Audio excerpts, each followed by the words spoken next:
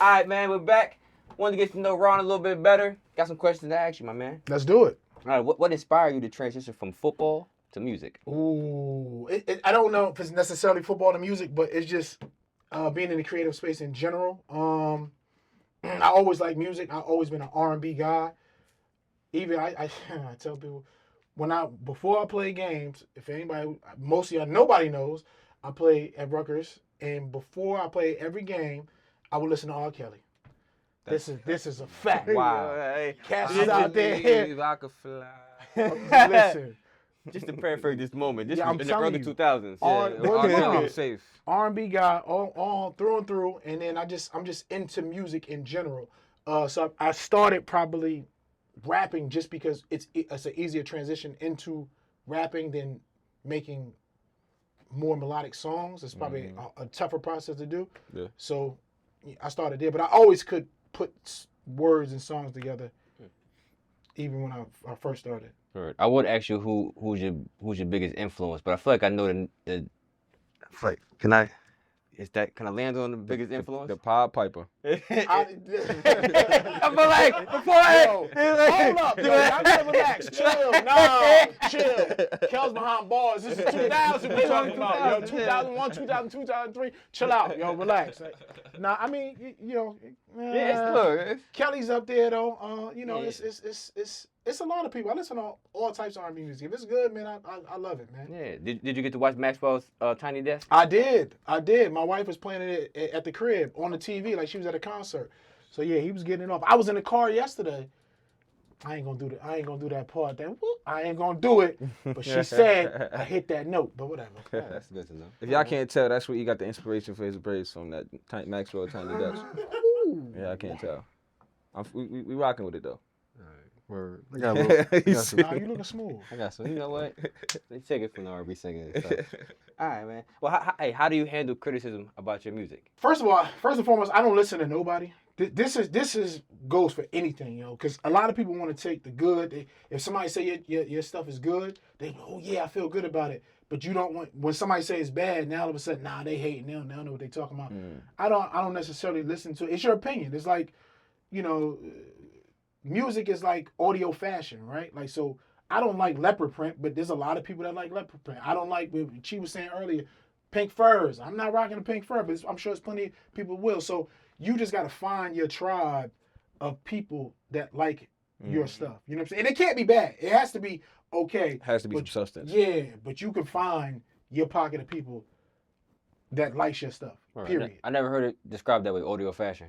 Yeah. Yeah, that's what it is. Yeah, it's dope. I like that. That's a great point. How do you balance making music with your other commitments? I mean, I normally make music whenever I'm inspired. Sometimes I just wake up in the morning and I'm just scrolling through beats, making songs, and it's normally a really natural process. It's like word association. So if you put a beat on, a certain beat make you feel a certain way, and then the words just come. So if I say water, you say what? What? There you go. So when I hear the beat, it just makes me feel a certain way, and the words just come out. If it don't make me feel a certain way, I just move on. So I'll scroll through in a day, if I'm making songs, 300 beats at least. Just hear it, and then when I hear it, the words will just come, and then that's it. And then I can fill in the verses at that point. Once you get the melody and the basic premise of it, you can just fill in the words later on. Yeah. You got a favorite song you've written yet? I don't have a favorite song that I rap. It's certain songs that I listen to over and over. Not necessarily favorites, because the one you make that day is normally your favorite. And then, you know what I'm saying? Then I try to come back to it a week or two later. If I'm still rocking with it, yeah, this is a good song. A lot of times I make songs like, yeah, this is a good one. I come back a week later, I'm like, oh, this is trash. Yeah, what is this? So yeah, but there's certain songs I listen to over and over that I made, yeah, for sure. All right. And the last question I wanted to ask, man, is like, how do you, or if you do, incorporate like your personal life? Like, you know what I mean? Some people write to like more of like what's happening in the world. Do you write more of a personal, like from a personal standpoint, or you write from like, I just wanted to write about, love, like Sir writes about like affairs and like a lot of his music, but it's like he's married. Like I don't think he's writing about. I don't think he's going out and doing it, then going like I'm about to write this bar. And it's, Yeah. I mean, some people have a really good time, easy time imagining what it is to be other people. So you could be writing from that angle, but I think, you see the world through your lens, right? Like everybody sees the world through your own experiences. Even though you think you're being objective about something, no, your experiences shaped everything you see, do, taste, touch. So as much as you can try to get away from it not being personal, it really is personal. But like I said, some people can step outside of that. Me, it's a mix of both. You know what I mean? I dwell on past experiences and you know, and I can kind of step out of what I wouldn't normally do and write. So it's a mix of both of those things. Cool. Well, geez, you know, you being a DJ, you playing R&B in the club? Oh yeah, for sure. But you also have to know when to play R&B.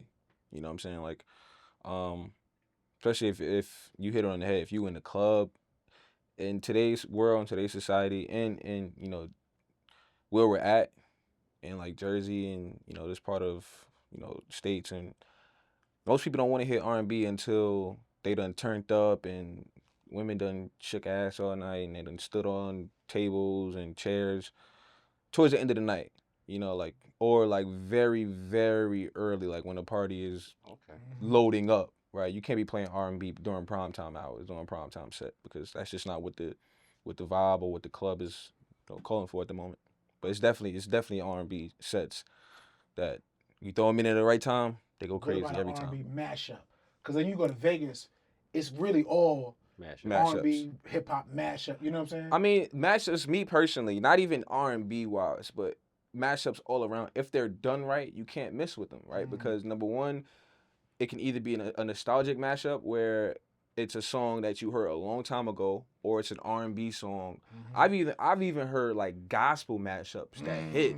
You know what I'm saying? Throwing it at the right time. In the club while they on the tables? Not necessarily in the club. See, that's the thing. We don't just only do clubs. You know what I'm saying? We do different venues and we do different events. So I've heard all type of mashups if they're done properly, if they're executed properly, and if they're done at the right time, if they're played at the right time, if the energy is there.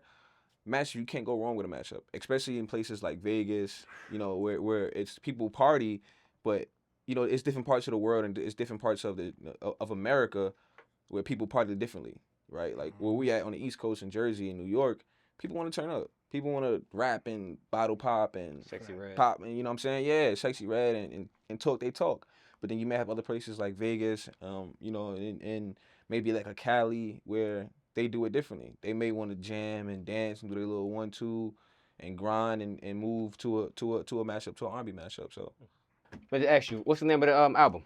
For ladies only, FLO. Fire. You fellas wouldn't get it. It's not gonna be fellas. It's gonna be N-words wouldn't get it. But yeah, and just to be clear, really fast. He had a monologue in the beginning. Let me get a quick 60-second monologue. This ain't necessarily about music, right? Like so. I did a Hate You hotline 6, 7, 8, 9 months back, right? Yeah. And it was just to prove that I can make a thing and have a call to action and have people do that thing. So it was called Leave Messages. It was hundreds of people that called and left text messages, and it wasn't just what I thought it was gonna be. It wasn't just like a funny thing. It was a venting thing for some people. You know what I mean? And then I said, if I can do that, then I can hook you in with music, right? Like I can, but it's like a two-pronged process, right? Like I'm gonna get in the best shape of my life, right? Normally you see somebody on Instagram and they in shape. What they doing? They trying to sell you a meal plan or meal prep, workout regimen. Yeah, come on, dog, chill out. Yeah, like I don't know that. I just want to hook you in. The music is gonna be good enough for you to hear and go, huh. I'll check out more of that, and then I can rope you into whatever it is. We you know what I'm saying? The conversations about whatever, podcasts or whatever, business, whatever it is. But come for the music, stay for everything else. It's cool. I like that. Come for the music, stay for everything else. I like that. Yeah, sounds good. Well, that was Ron, R&B singer, former Rutgers player, former Kels fan. Had to get that in there, man. Yeah, he said that in there. Check. Yeah. Check.